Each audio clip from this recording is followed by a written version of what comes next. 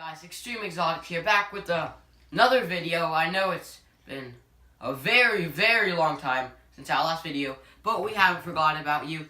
We were working on a new video, so it's time to reveal the big surprise. We've been hyping this up in the comment section for a very long time now, and it's finally time to reveal it. So, here are the axolotls, and since they're growing in popularity in the US, there's a lot of different care and different ways people recommend to take care of them. But we are here to set the facts straight and tell you how you should take care of the axolotls and what not to do and what you should do. Thank you.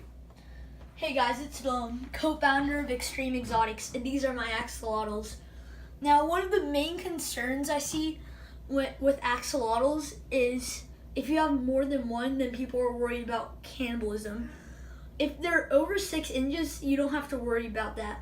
When I got my axolotls, one was considerably bigger than the other, which worried me, but luckily nothing happened.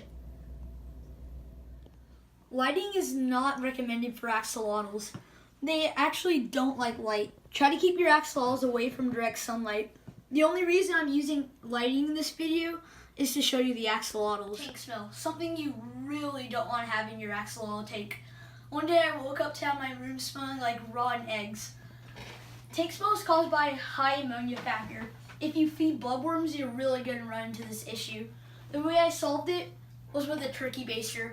All you have to do is squeeze it, plunge it in, let go, and it sucks up a lot of worms.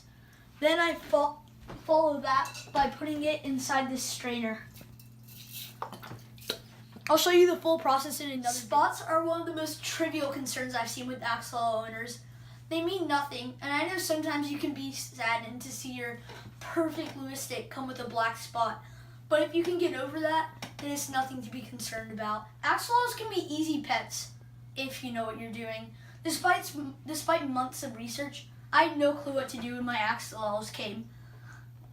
When they come, they're starved, so I had to immediately get them to food. But the thing is, they didn't know what a food pellet was, and they wouldn't eat it. They were about to die on a bed of food. I made a quick trip to PetSmart and got some bloodworms, but the thing is, only one axolotl would eat them. The other axolotl didn't eat for days. His stomach started curving in, and it wasn't until I got a earthworm that I got him to eat. Filter is hard to come by with axolotls. My first filter was a bubble filter, and despite this being a 20-gallon tank and the bubble filter being a 25-gallon filter, it barely did anything to keep the axolotl water clean. So I switched over to this power filter. I got it on Amazon, and it has 3 layers of filters. It adds bacteria, takes care of ammonia, and filters out just random dirt. If you turn this lever, it turns up the power, and if you turn it back, then it lowers the level. And since axolotls don't like much current, I usually keep it at below its level. Temperature plays a big role in your axolotl's tank. 63 to 66 degrees is a good temperature, but 70 and under is okay for them.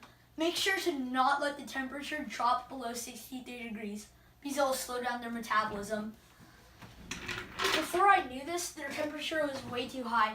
I ordered a mini fan that will clamp on to the surrounding edge, but right now I just use a bucket of ice and pour it in. I hope you now know how to take care of your axolotls, because if you don't, then rest in peace. And, well, comment what tip you think was the most helpful and what you would like to see in future videos. Thank you.